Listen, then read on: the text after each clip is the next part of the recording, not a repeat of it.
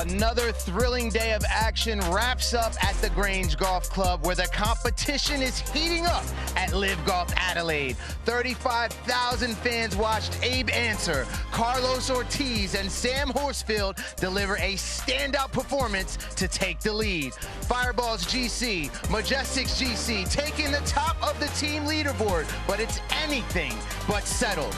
Is the biggest drama yet to come? Let's break it all down right now. Welcome to the Club 54 post-round show. It's LIV Golf Adelaide, and I'm your host, Christian Crosby, joined by the one and only Dom Boulay, not to be confused with Dom Dalla, who performed at last night's concert here at LIV Golf Adelaide. Dom, well, let me make sure that wasn't you on the stage last night, was it, Dom? Well, someone called me Dom Pennies earlier today, so, or Dom No Dollar, or Pound Store Dom. Anyway, it wasn't me on stage yesterday. We got to come up with a new nickname for you now after that. The winds, man, they have been gusty. It's made this day very challenging for these guys out here. What did you observe just from being out there on the ground? It was absolutely brutal. I don't think in the 4 years we've been playing that we've had a tougher day. Maybe last year in Vegas, one of the days, but that course was softer than this course. When it's got wind like this on a firm and fast golf course like they do in Australia, where you got runoff areas, you have to be so precise, but the wind takes the precision away from your game. So to shoot under par today would be like shooting a 64 or 65 on an ordinary golf course. Did you notice that affected any of the guys that you were following today in particular, Dom? Well, I followed a few guys. I mean, I started off with Ancer and Bryson and DJ. DJ was struggling from the start, and then I followed John Rahm, and John Rahm had more problems on the greens. When the greens are so fast, running at 12, 13, maybe even more than 13, now the wind starts affecting the ball on the putting surface. You almost have to play for break.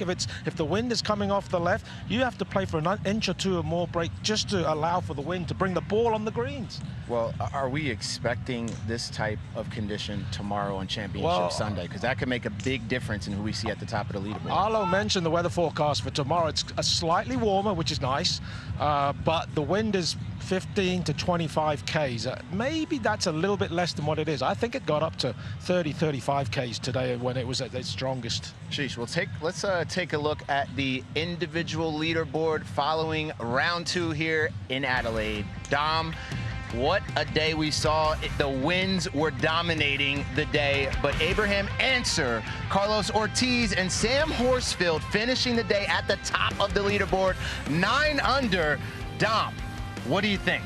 That's incredible scoring. Carlos Ortiz has made 14 birdies in 2 days. I mean, he made 9 birdies yesterday, 5 birdies today. I mean, he's holding a lot of putts. He held a lot of putts yesterday. You have to do that to make that many birdies. But I'm so glad to see Sam Horsfield back up that wonderful round yesterday with a good round today, because that will do him a world of good. His confidence will be sky high when he heads into tomorrow's final round. Dom, is there anyone on this leaderboard that's not in the top 10 that you think could make a surge in Championship Sunday, considering the conditions of the course?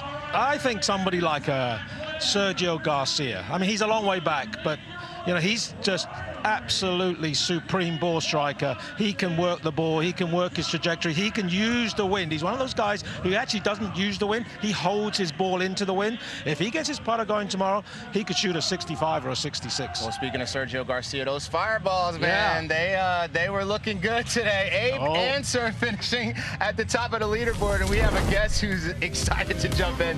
Here's some highlights from Abraham Ancer. You'll see who's joining us in just a moment, by the way. He's jumping in now. Dom, take us through some of these highlights we're seeing from Abe. Yeah, he bogeyed his first hole, the second, and then he just birdied the 4th. This was his 2nd to the 10th. I'm surprised. Did he get it up onto the green? Look at that. That's a big 2 shots for Abraham Ancer on the 10th. I'm sure the guy next to me might have got it up there. I'm not sure. We'll have to ask him later. Walks away with swag and makes it look easy, too. Here's another. That's on 11. And this is 3rd on the 13th. Great bunker shot. That's another 2 big hits for Abe Ancer to get pin high on 13. And then this was on 17. And that looked like it was staying right. Oh, I can't believe that went in. How did that go in? And the crowd went wild, of course, Dom. And this was to take the outright lead on 18. That was a short missed putt. But Pat Perez asked him in the interview, you know, he plays a different game from everybody else. Certainly the two guys he played with, Bryson DeChambeau and Dustin Johnson, but he knows how to work the ball. Well, you gotta love to see those highlights from Abe Ancer. Here's a beautiful slow motion shot. You love to see those. And look at that swing. Great day for Abe Ancer here in round 2, but this just in, social media. We have a tweet incoming here. Let's take a look at that. Correct me if I'm wrong, but isn't Henrik Stenson the most accurate driver on LIV? Well, let's find out. Joining us in Club 54 post-round show from the Majestics, Henrik Stenson. Welcome to the show, my friend. Thank you. And that's the first for everything, right? Well, we're happy to have you. Those wins, though, out there were tough. Tell us about your day. Yeah, I mean, it's a grind for sure. It's as tough of conditions that I've seen down here over the 3 years that we played, and you know, a couple of the holes have been lengthened from previous years, and I had the pleasure of finishing on the second here, which is, I think, 500 yards near enough straight into the wind, playing 550. So yeah, there's a couple of brutal holes out there, and you know, even when you got shorter clubs, it's so hard to control a wedge shot from 100, 120, 130 yards in these crosswinds. So it's certainly playing tricky, and those guys that you mentioned earlier shooting, you know, 3, 4, 5 under par out there is that's a heck of a round of golf. We saw you hold the second green's right there. We saw you hold a 6-footer for par. Yeah. To shoot 1 under. Yeah. Yeah. No, I'm pleased with that. That meant every member of your team was under par today. That's incredible golf by your teammates. Yeah, I saw Sam was holding on early doors and myself, and then all of a sudden I saw us starting to make moves. I figured that Ian and Westy were having good days out there, so that's nice to see. And then Sam finished with some birdies, and yeah, he's right up there. I played with him yesterday, and great to see him in contention. Well, Henrik, we're going to pull up some highlights from your team. Feel free to give us your thoughts on these beautiful, majestic highlights, shall we? Yeah. Here we go. Here's Sam. I got no idea where. On the 5th hole, that's his second shot. Yeah. I mean, that's not a hole that's playing a lot longer, and it's a tough tee shot there, isn't it? Yeah, you're happy to get in the fairway and set up a birdie chance for sure. This is Westwood on the first. Hello. Boom. You know when he starts putting well, you know, he's such a good ball striker. And this is yourself on 9, Henry. With an assist from the coin of Mr. Schwartzel, actually ricocheted a little bit. That was... you must be proud of Sam to back up a good round. Yeah, no, he was playing good yesterday, though. He was, you know, he made 6 birdies and 3 really good par saves yesterday, so he kept it tidy. So great to see him keeping it up. And his poles, if I recognize the visor. Yeah, some sweet putts being made. This week, as a team, you guys have hit more greens than any other team. You're 67% right now, ranked 1st. That's got to feel pretty good. Is there anything you guys did before this week started? Did you huddle up? Did you have a what's going on with the Majestics? No, I think you know, if we as a team, if all the individuals are playing solid, I think all scores to count is certainly something that will benefit us over the season. I think. Looking back at some of the previous years, I think we've been one of the more consistent teams, but we haven't really had those low rounds getting in there. So especially with the conditions being as they are, being tough, then if we can, you know, just keep on grinding away, all of us, and playing solid tee to green, then we should give ourselves some good chances. Given the position you guys are in, do you want tomorrow to be similar conditions? Of course. Or you do? You don't want it to be a softer conditions? No. No, because why? Because we've done well in these conditions, Tom. Well, that's a good reason, I guess. All right, before you get out of here, we do this thing called form check. It's when fans submit their swings. I saw this yesterday. Yes. I was in the players' lounge, and I'm saying, it's like, is Sam actually commentating on people's golf swing? It's he was, and now hopefully you are as well. This is form check. First one's in. While LIV Golf League is happening in Adelaide, playing around here in India. Yeah, that's one place I haven't played golf, so I still got that on my list. I mean, to me, it feels like I'm about 80 yards away trying to look at this swing. Yeah, I mean, it looked pretty good to me.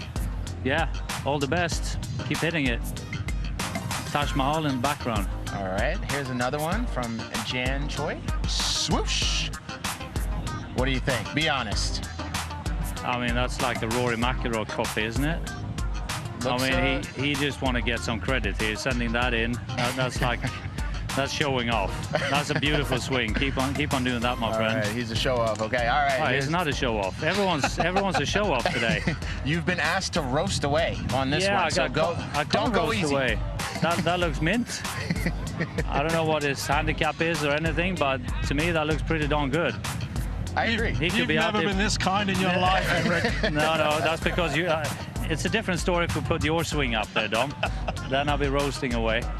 All right, I'm the nice guy today. You were great. You were fine. You did wonderful. Right. Before you get out of here, it's been 31 events. It hasn't been a podium finish for you guys since 2022. What would it mean for you guys to get the job done here in Adelaide? Yeah, it would be great. We were so close on 3 or 4 occasions last year. Then you're looking back at the season as a team and you feel like it wasn't great, but you know, 1 or 2 little swings here and there, and we could have had 3 or 4 podium finishes last year, so it actually wasn't that far away at times, but it'd be great to set off the season with a strong finish here tomorrow. I would love to see it. Good luck this week. All right, appreciate it. All right, we're going to keep the show going. We have some social media that just came in here. I love this hat. No prizes for guessing where we are this week. And yeah, there's Lee with a very interesting cap there.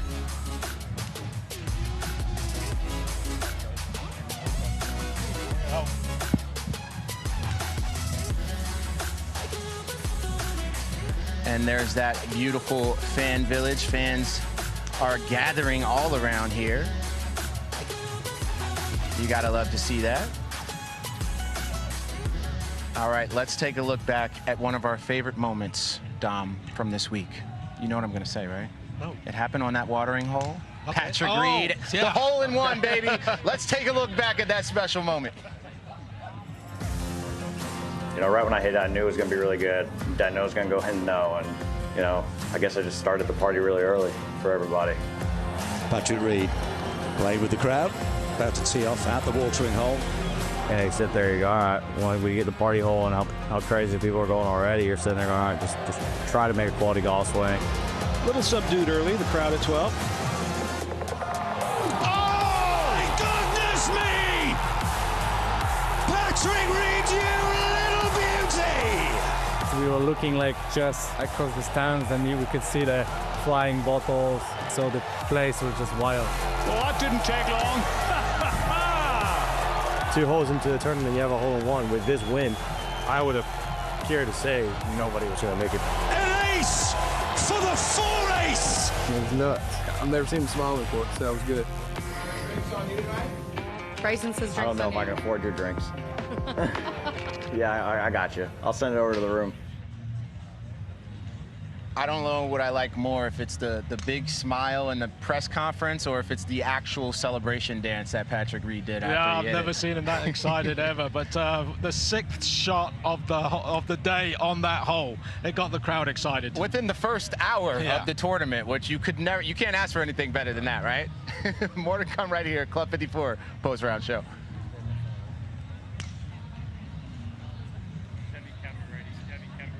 All right, as we follow our round 2 in LIV Golf Adelaide, we got to talk more about these individuals who did a phenomenal job. Carlos Ortiz landed himself at the top of the leaderboard for the 2nd consecutive time here in Adelaide. Yep. Pretty impressive stuff from Carlos. What are you seeing from him, Dom? Well, he's made 14 birdies in 2 rounds on this golf course, but what I like about Carlos Ortiz's game, he hits a flat golf ball.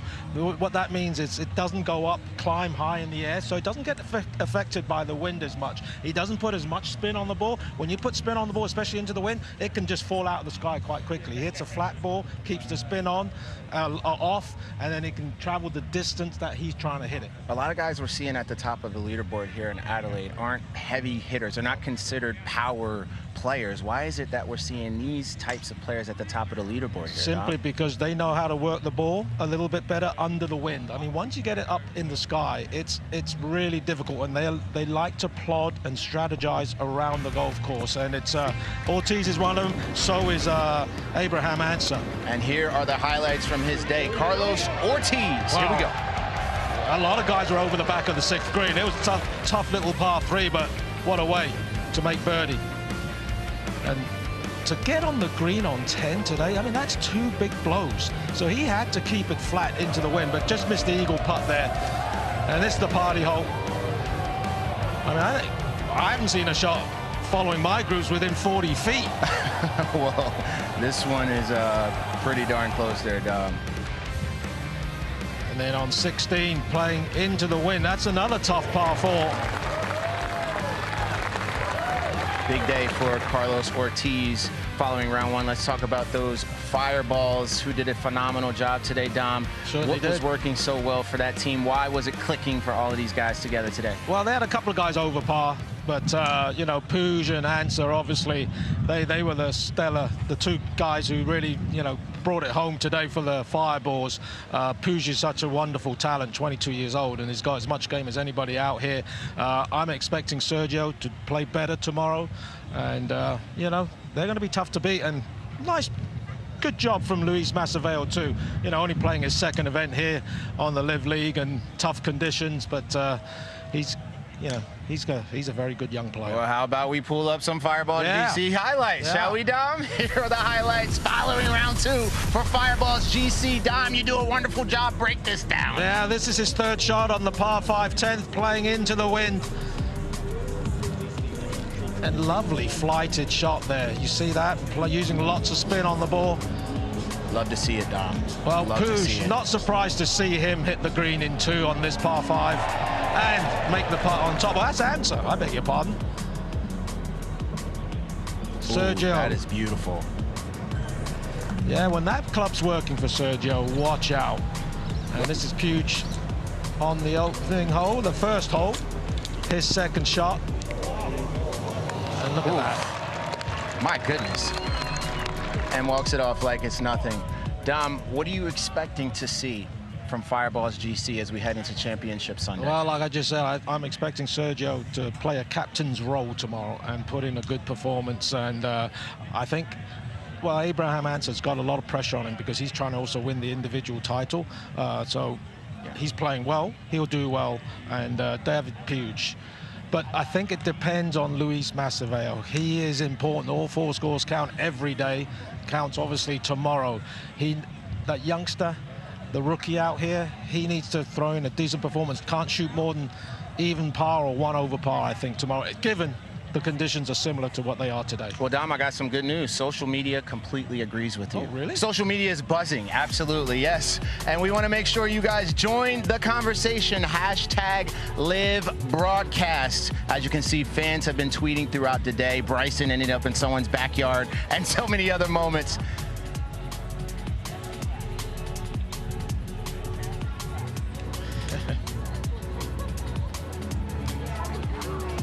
All right, and there's that beautiful fan village. We are getting some news now. We're going to check in with Abe Ancer in his presser. Let's go there now. Definitely. I mean, even yesterday was playing tough.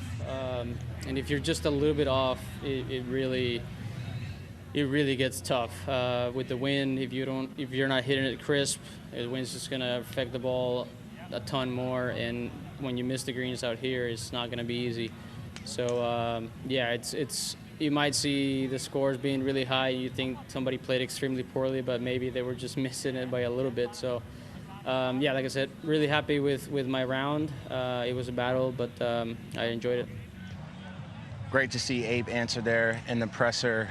You said you're expecting to see him play well, especially with the conditions being very similar tomorrow. Yeah. The question I have, though, do you see him on that podium, perhaps, tomorrow when it's all said and done, Dom? Now, I know you can't say for sure. I'm pretty sure. From what you're seeing. I'm pretty sure he's going to finish in the top 3. I mean, when he had that interview with Pat Perez just now at the end of his round, he sounded confident. He said he's going to have the blinders on tomorrow. That's exactly what you need to do, you know, on a final day when you're in with a chance. And, you know, he's got that sort of toe hooky shot, which into the wind, that's the best shot you can hit. You can get distance when the ball hits the ground and it goes through the wind. He's got the game for it. When you're at the top of the leaderboard and you have guys like Bryson DeChambeau and Jon Rahm on your tail, we didn't even mention Ripper GC. How do you stay just focused in that moment, Dom, especially with tough conditions like tomorrow? He's won some big tournaments before, Abe Ancer. He's won the Australian Open, he's won a WGC. He knows how to get it done. Wow. All right, well, only time will tell. We'll see what happens tomorrow in Championship Sunday.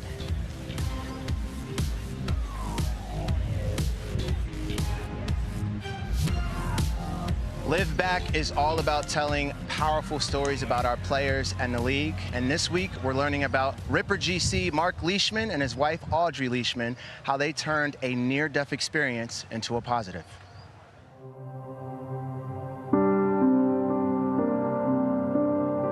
Mark was actually leaving the next day to go to Augusta to play a practice round for the Masters.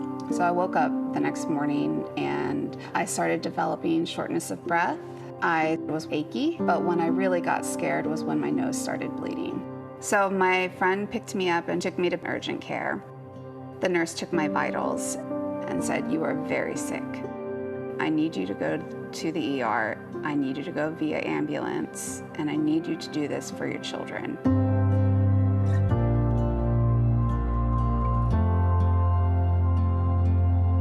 She was in the later stages of sepsis, which we refer to as septic shock. And sepsis, unfortunately, is under-recognized. And the rapidity at which it can strike within a few minutes to a few hours. And if the immune system's response is dysregulated or inappropriate, you have tremendous inflammatory substances coursing through your body, damaging every organ. And you develop multi-organ failure and shock. And in nearly 30 to 50% of cases at that stage, you don't make it. I was in Augusta and I knew she was sick before I left, but thought it was just, the flu. And then she ends up going to the hospital, calls me, like, "I think you need to come home." She rapidly, minute by minute, deteriorated to the point where we had to put her on medications to keep her blood pressure up, put her on a breathing machine called a ventilator, and had to deeply sedate her to get her out of her discomfort. The next day we had a meeting with the doctors. They said basically things are not looking good.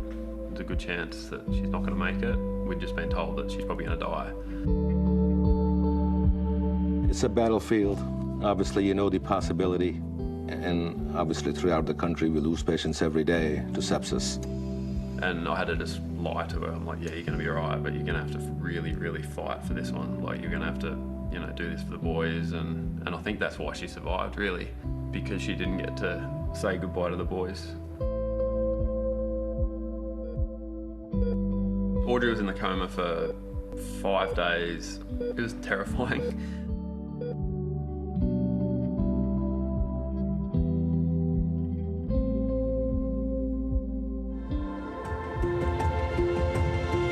Excitement, and then to see their joy, the patient's eyes and the family, that's priceless.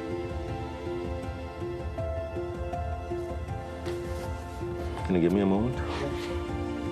I mean, I'd do anything. The doctor and I are saving Audrey's life. Yeah, he's a great man.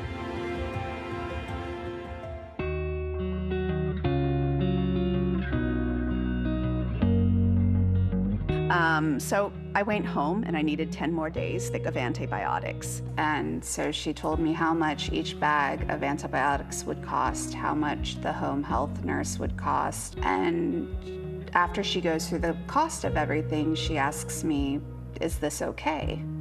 And I thought to myself, well, what if it wasn't? What if we couldn't afford this? I can't go home without this. So we need to start figuring out a solution. We are so excited to have everyone here tonight. Thank you all for being here. Thank you to our volunteers who are here with us this evening. So starting Begin Again really woke me up. And now, I mean, as hard as it is sometimes to think about the really bad moments in the hospital, I can't regret any of it because so much good has come from it.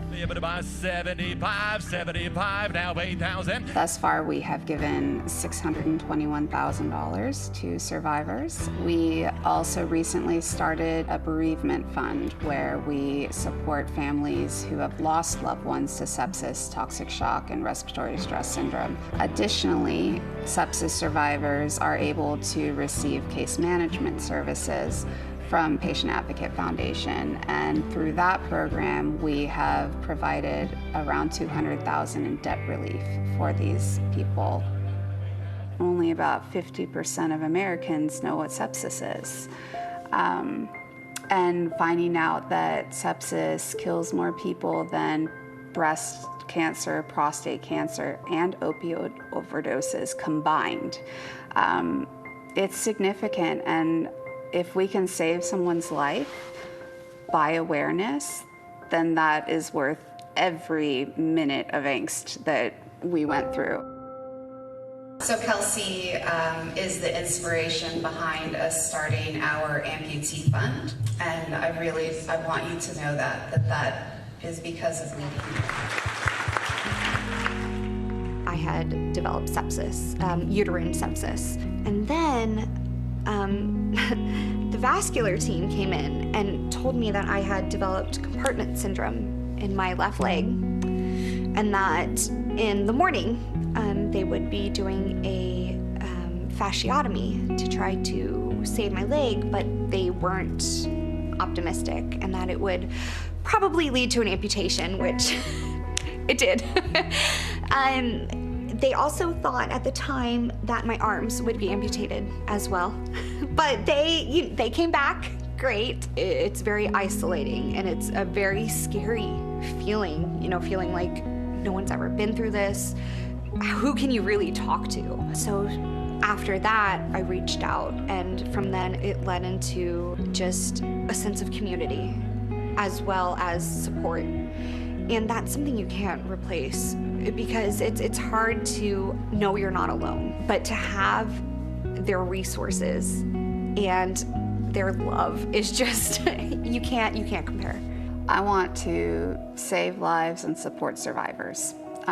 Once I found out how many people pass away from sepsis, and I learned that people don't have to pass away from it, it is actually very easily treated if it's caught early.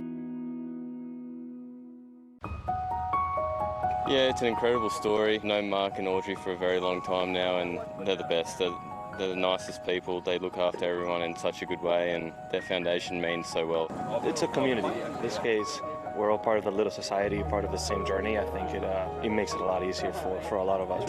With this event, we have raised $1.5 million. Probably very proud of what she's achieved with it all. Just love watching her go about her stuff from week to week and change people's lives. Things can turn around with the blink of an eye. You can lose people in the blink of an eye, and I think to have gone through something like we did and be able to come out the other side with everyone still together, kids, still got their mum, now they've got a baby sister. You'll never keep that perspective for your whole life, but it does come and go. And joining the show is Mark and Audrey Leishman, and as well as Jerry Fultz. Thank you guys so much for coming to the show and sharing your touching story. Most people, when they go through tough times like this, they don't want to relive that moment, but you guys decided to take that moment in your life and turn it into such a positive thing. Can you just let the heck go? Can you start by telling us why you guys decided to do that? I just think when you're in a position to be able to help people, and us, we've been very lucky with golf, made a good living out of it. Not everyone's in that situation, so when you are, I think you should help people, and this was honestly a perfect situation or a perfect opportunity to be able to help people who really need it. For me, it was knowing that I had never heard of sepsis, and so I thought I just had the flu, and if I had heard of sepsis, I might not have been in a coma. It would have been an easy antibiotic, and I would have gone home. And so any opportunity to prevent someone else from having to go through what we went through is one that I have to take. I think any of us that actually are educated at all at IOTA about sepsis know that every minute is crucial in getting diagnosed and getting on the proper antibiotics. An infection that's caused by another infection, essentially, what are the warning signs? How would somebody suspect they might have sepsis? So the symptoms are very similar to the flu, which is why a lot of people think that they have the flu. high temperature, shivering, you feel very cold, sometimes extreme pain, shortness of breath, and then one of the things that, you know, when you're sick, sometimes you might say like, oh, I feel like I'm going to die. But when you have sepsis, you really do feel like you're going to die. Wow. Can you talk a little bit about some of the work specifically that you guys are doing with Begin Again Foundation? So our largest program is working in sepsis, a ton of awareness work. We also provide $1,000 grants to survivors of sepsis, toxic shock, and respiratory distress syndrome. We have a bereavement fund for people who have lost loved ones to those three things. And then actually, as you saw with Kelsey on this video, we started an amputee fund where we provide the same grants to amputees. Additionally, we provide safe menstrual products to women across the world, including all of the LIV stops. We were actually just at the Catherine House earlier this week providing them with some.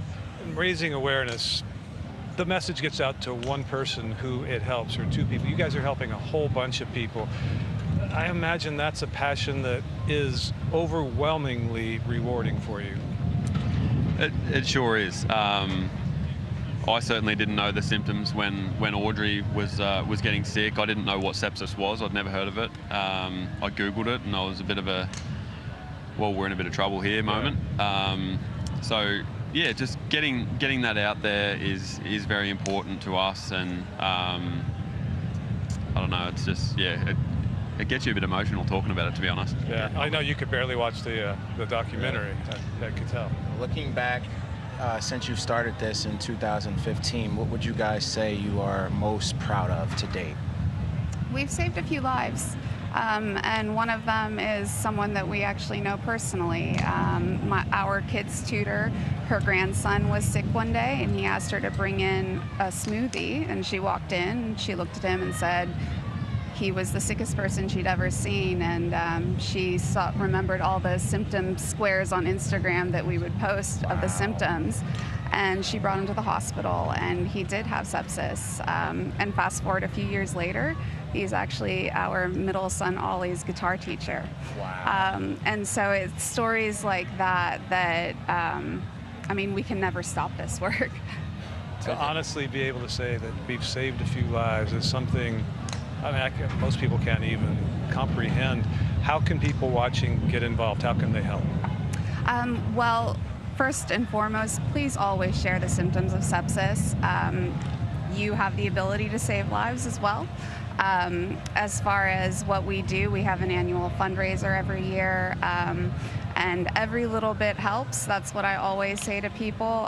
Sometimes the $20 donations that come in mean more to me than the big ones, because someone who doesn't have a lot, if they choose to give it to us, that means the world.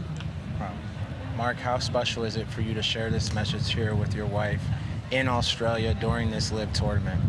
Yeah, it is. Obviously, I'm very proud of, well, firstly, Audrey surviving, but just the work that she's done, and not only at home in Virginia Beach and in Warrnambool, where I'm from, but helping at all the LIV stops.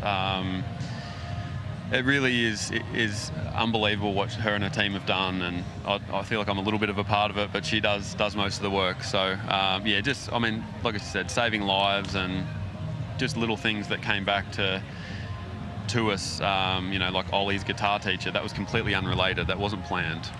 I went in. He was in Taekwondo and decided he was done with it. So I went next door into the music studio, and Dan was the man. So yeah, it was just pretty cool how we've helped people, and I'm sure we can help a lot more, and hopefully we save a lot more lives in the future. Well, Mark, Audrey, thank you so much for joining us, and thank you for all the work that you guys have done. Amazing. Thank you for having us. Thank you. You guys are inspirations. Thank you so much. All right, we're going to keep the Club 54 post-round show going, and here is a beautiful tweet here about the Begin Again Foundation. Be sure, fans, to support in any way that you can for such an incredible cause.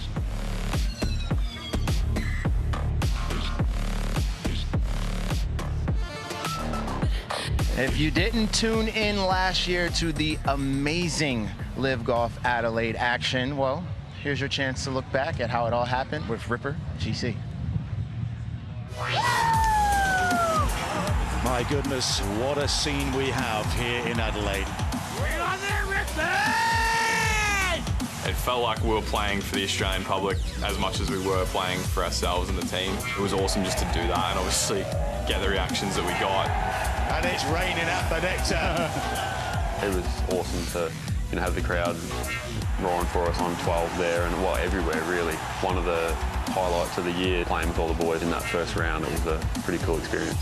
Oh. There you go.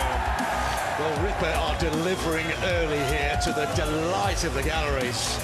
There was no one not supporting us, I guess. Everyone just wanted the Ripper GC team to win. Oh! Yeah, I'm not sure how that missed. To see that many people lining the fairways each day. Well, I've never seen crowds that deep. It was ridiculous. It was 50 deep, 100 deep. It was crazy. Something that I'll never forget. But obviously 4 of us hit the shots, but there's 20 odd people working for all of us, and then another 100,000 that were part of the team for the week. The Aussie golf fans have turned out in force. True Aussie grit. You love to see the champagne showers with the hometown heroes. Jerry, what was your favorite part of LIV Golf Adelaide last year? I think the clutch putts that Cam and Leash both made to get into an extra roll playoff, and how well Team Stinger, Oosthuizen, and Burmester handled the biased crowd. Sounds good, Jerry. Sounds real good. And there are the fans.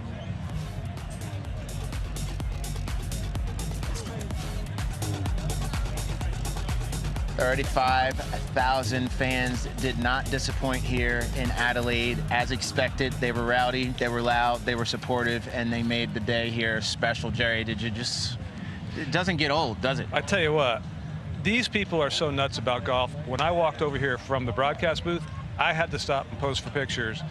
And they kept chanting Jerry like I was Jerry Springer. It was the coolest thing I've ever had. So, yeah, no, it's a blast being here. I love this town. It's so easy to fall in love with it. Downtown's just, I stepped outside last night about 11 to go grab a piece of pizza at a slice place. Yeah. And it was absolutely bonkers. It's not just golf fans. It's got a really cool vibe, a really cool way of life here. And it's easy to fall in love with, and they absolutely love this event. 40% of the people, though, come from out of state and out of the country. That's how much of a bucket list event this is for many Australians and golf fans around the globe. Do you predict we keep coming back here year after year after year after year?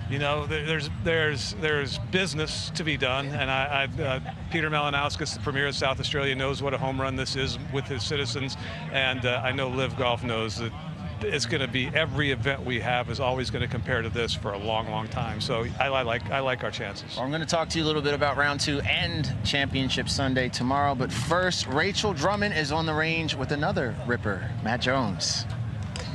I have the pleasure of being joined by Matt Jones from the Rippers. Thank you for joining us. No worries. Now, you're going to laugh at this because you've already laughed at me, but you're ranked #1 in LIV from 225 yards approach. Yes. First off, how do you feel about that, Matt? No, I would have said it'd be one of my worst categories, I would have thought.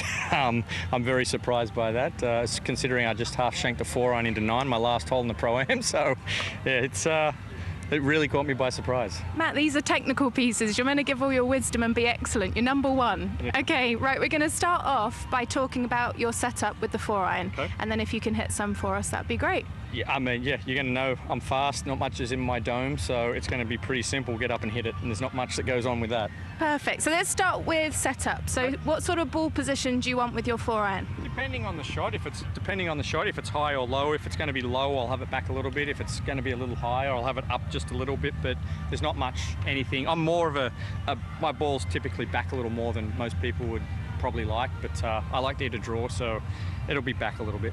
And that's a good tip for everyone at home. Move the ball back and you change your path into out. Right, let's see you hit one for us. Okay, what are we hitting? Just hit anything? Yeah, just your #1 shot in LIV. Yeah, well, my #1 shot, that's amazing. It's just probably hitting home. Yeah, I mean, depending on where the pin is and what the shot shape is, I just get up there and hit it. This would be my routine. I've already got the numbers and it's the softest little fade, the wind's out the left. Now, you've worked with long-standing coach Gary Barter.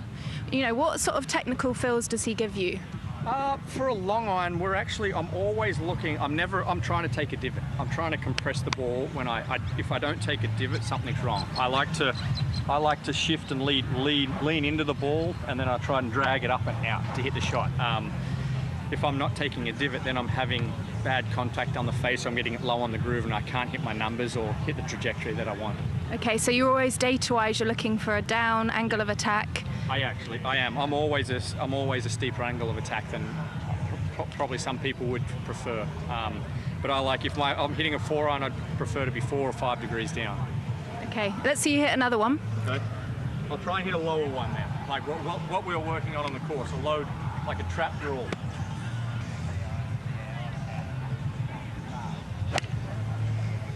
Just like that. And is this surely shots required for this week because of the wind? You are, yeah. I mean, we were talking about that on the golf course today. We're going to need lower ball flights, running shots. It's supposed to blow this week, so you're going to have to work it into the wind. You're going to have to work it with the wind sometimes. But yeah, that type of shot is what I've been working on. And that lower one, do you move it back again, or does it stay pretty neutral? It stayed pretty neutral. I just lean into it a little more with my upper body to get more on top of it and get the weight into my left leg. And do you feel anything, through impact in terms of how your arms and wrists are working? No, I just try and, people talk about the stinger. Yeah. I just don't want any of the, I hate flipping of the club. I want if anything, I want to be able to let the club bounce back like that, to be able to compress the ball.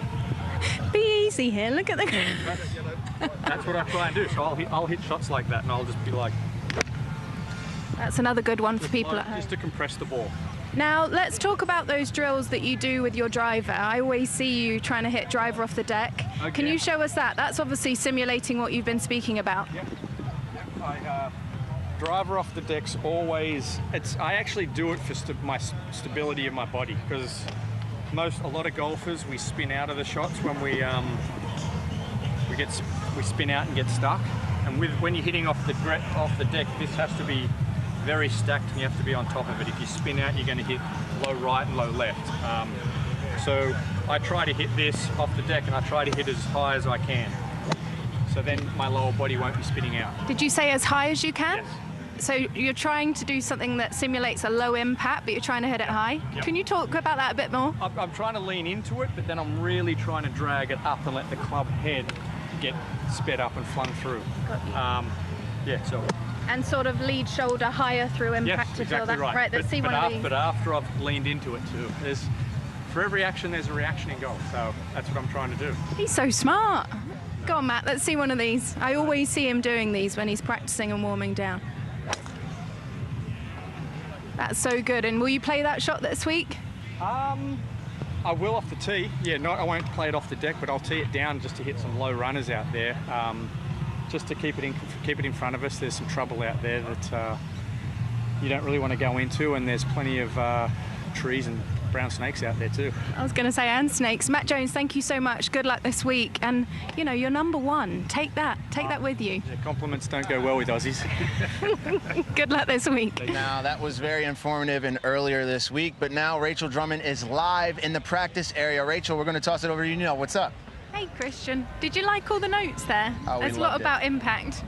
We loved it, Rachel. It was great. What do you got for us? Jonesy had a better round today. He's there with his great coach, Gary Barter. They're not there at the moment, but impact is so important. So everything in that piece was simulating good impact, and it's needed for those low shots, which is required this week. Let's have a little look at HV. He had a good day. I'm not going to bother too many people today. You see how he's got that reg angle? Yes. How did you do today? I hope you had a great Valentine's Day. Had a putting lesson from Rachel yesterday, so just want to say thank you so much. Thank you kindly. Are you being sarcastic? Right, what we can see, string line on the floor, chalk line. You can see the red stick, which is the arc. He's got a good base going through the fundamentals. Let's look over here. Thomas Peters is doing something good for pace. If you want to hit good putts, you need a good line and you need good pace. So look, just here, we've got the hole. We've got T-pegs behind the hole. He's got to try and hit the putts from these different T-pegs into that zone. Oh, sorry. I've just realised we're in Lucas Herbert's way. Give him a bit of putting love. You see him there? We're just ruining people's cool downs. They've got a big day tomorrow. Let's have a look this way, Geordie. Come with me. Let's look at this from the other angle. So we see Thomas Pieters hitting from these different tees.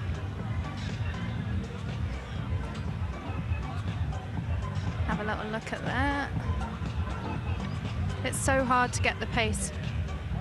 I spoke to John Rahm today when I was out on the golf course, and he said it's so hard for people at home to realise how much they need to factor in the wind in these conditions. We're going to keep walking. I actually think we're going to go back to base camp. I'm coming over. You're coming up here. How's your day today, guys? Very good. Who did you watch? We watched a bit of everyone. Obviously the Aussies we like. These guys got the Ripper caps on, but like Bryson as well, obviously one of his favourites. So we're having fun. We'll be here for both days, and yeah, hopefully the Aussies can get up tomorrow and really stamp on it. Who do you want to win? One of the Aussies, but I think they're probably too far back to do that. So I like Neiman, so you know, hopefully he goes well, or either Bryson. So one of the two. Thank you. Right, we're going for Neiman. Right, we're going to throw it back to you guys. I can see Christian and Jerry. They're ready to go back.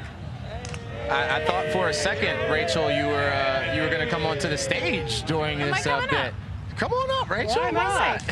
Just be careful. Watch out. Don't walk too far. Try not to get in anybody else's way out there. Oh, man, Rach. A duck cook. You handle that so well, come on Rach. up. We'll wait for you to get How up do here. I get up, But hey, that one guy just he said he thinks the Rippers are too far back. I don't agree. 9 shots back. We've seen 10-shot leads disappear in a matter of 2 or 3 holes. I mean, it's storybook ending, but Ripper coming from 9 back to get the team title 2 years in a row, this place, I mean, it might melt. It is possible. We've seen Crushers GC do it in Jeddah last year when they were 11 back. So 11 back with like 4 holes to go. So there you are, superstar. Come on, Rachel. Ladies and gentlemen, Rachel Drummond. Here, get in the middle. Yes, joining the Club 54 post-round show. How's your day been today, Rachel? Great. I saw Ram. You got a mic? Abe. Yeah, should I turn it off? Yeah. I saw Abe, I watched John Rahm, got up and close and personal, asking these guys how their days are going. It was excellent. Absolutely loved it. Okay, I want to ask you a coach question here, because you're really good at this. This is You just pressure. talked about touch and pace. You can teach people how to hold a square club face, how to swing a golf club. You can improve on that. The one thing in golf you can't teach, much like in flying, you can't teach the touch it takes to land an airplane. That just takes it takes an innate ability to be able to do it. You can't teach somebody how hard to press on the brake pedal or how strong to hit the cue ball in pool. How do you learn touch in putting? It's a very good question. I think the trail hand, so if you're right-handed, your right hand is the pace hand, and the left is just a guide. So almost doing lots of putting with just one hand. But then the analogy I use is if you're throwing a ball, you don't think how far does my arm go back. I just react, I look and I throw. So I teach that when I'm putting. I'm like, look, just look and react, because you do have an innate ability to feel. And then when you get to tournaments and things like this, you've just got to get used to the green pace, like we saw Thomas Pieters doing. But yeah, I wouldn't think, you know, you shoot hoops. You wouldn't think, how high do I need to shoot the hoop? You just react. So Just I do think it. it's a reaction. All right, well, Rachel, first of all, amazing answer. Thank you for that. Let's take a final look at our leaderboard, starting with the individual leaderboard. And Rachel, feel free to chime in as well. Who's winning tomorrow, Rachel? Who's your pick? I would love Majestics to win, and I think Koepka. Oh, I like it. I like the way Ortiz hits those stiff-handed shots into the wind with very little wrist action. I like his chances a lot, and I just have this sentimental pulling for 9 shots back, Ripper GC. All right, and here's the team leaderboard before we get out of here. Jerry, you're pulling for Ripper GC, you're saying? Yeah. Oh, yeah. Why? If not, I'm not going to be able to go out tonight. Fair enough, Jerry. For those watching, we want to thank you guys so much for joining us here at Club 54 post-round show. We will see you tomorrow in Club 54 pre-round show, followed by the main show with Jerry Fultz and the crew.